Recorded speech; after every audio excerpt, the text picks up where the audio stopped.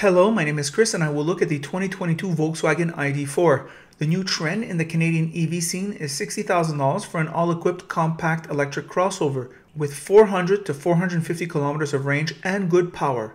Base model Pro is rear-wheel drive and has one 201 horsepower electric motor with a 77 usable kilowatt-hour battery. This battery does include level 3 charging, which has an onboard charger that allows for 100 kilometers of charge in 10 minutes. It will also charge 5 to 80% in 38 minutes. That is a bit long to be really useful. The Pro all-wheel drive has two motors for a total of 295 horsepower and does 0 to 60 in an impressive 5.4 seconds. Level 2 charging takes 8 hours. Volkswagen recommends keeping the battery between 20 and 80% and to avoid consecutive level 3 charging. That's a lot of constraints. All models get the heat pump, a heated windshield, leather-wrapped heated steering wheel, wireless CarPlay and Auto, dual zone AC, very good by the way, and a 10-inch touchscreen display with navigation. That's pretty awesome. We get the all-equipped model with the $8,000 statement package, which doesn't offer much. Big glass roof, massaging leatherette seats, power tailgate, 20-inch wheels, a 12-inch screen, and a subwoofer. A few random thoughts on ID4. It is the best looking EV I have seen, and it is the best looking Volkswagen crossover, period. The driving characteristics are reassuring, one of the best. Road and wind noise are low despite crazy 20-inch wheels. The space and classy interior design were ace. The infotainment, on the other hand, is a total mess. Volkswagen needs to fire the interior ergonomics and user interface team. Even with the crap ergonomics, ID4 is probably my first pick for an EV under $60,000 on a lease. It's just such a looker. All EVs' range is cut to nearly half in the worst of winter, something to think about. And the joy of not gassing up is intoxicating, though if you don't have a home charging station, the public charging is undesirable to say the least. Here are my thoughts on the road. Hello car lovers, today driving the Volkswagen ID4 2021 that I'm reviewing as a 2022, which won't be available until the 2023s come out. So how's that? But I'm posting it as a 2022, full disclosure on my misleading title. What to say about this vehicle? Well, this vehicle looks very, very good on the outside. It has Volkswagen's famed unisex design. Women like them, men like them, and I think that's a winner. I'm with my girlfriend in back and she liked the exterior styling. So that's just the way it is with Volkswagen. They're lookers, there's no question, no question.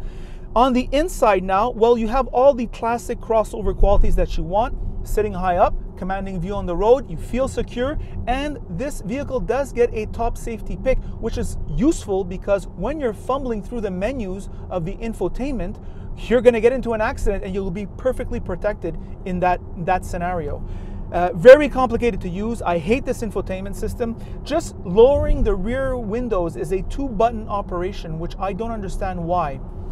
This dash here, which is not really a dash, it's a little screen close up to the steering wheel.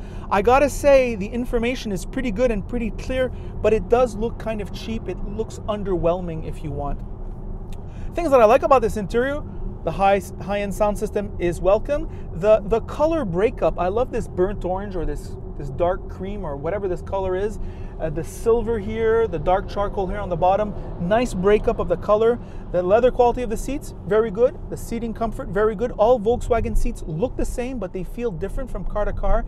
In this iteration, it is very comfortable. Not too noisy on the highway. Like all electric cars, it has sufficient power, which I enjoy for passing. I'm going to do that right now. Right away, the power is instantaneous, and that is very reassuring. This vehicle here, all equipped, goes for about $60,000. Not unsimilar to the Hyundai Ioniq 5 that I tried last week. The only difference is that one has more of a quacky look and has a little bit more power, and I would have to say this interior is a bit more mature in terms of appearance. In terms of ease of use, easily that Hyundai product. This vehicle in all-wheel drive, slightly less than 400 kilometers, and rear-wheel drive slightly more than 400 kilometers. I think that's where you have to be, especially if you're going to be an only vehicle, which I do not recommend. If you're going to have an electric vehicle, you need to have a charging station at home. Nobody wants to fall asleep at a public charging station, right? It takes so much time, though they are getting slightly better. If you want 100 kilometers of range fast, it does take a reasonable amount of time. In Quebec here, we have the Quebec electric circuit. It's a system I don't want to use, not because it's more or less inconvenient than other systems. It's just, I just find for the full EV experience, you need to charge from home. You're going to save a lot of money, and you need to save a lot of money because these things cost so much, right? And those are my thoughts on the Volkswagen ID4. By the way, if you like this video, like it. If you don't like it, don't like it. And if you really like it, well then of course, you should subscribe. And if you love this video, if you have a special affection, you're saying, oh my God, I learned so much. The information was concise, succinct, and complete. Well, then you should go on my Instagram, Christopher Car Reviews, and I post little funny things, pictures of the cars that are coming, little snippets of video of the things that I like or the things that stand out about a vehicle, and that is it.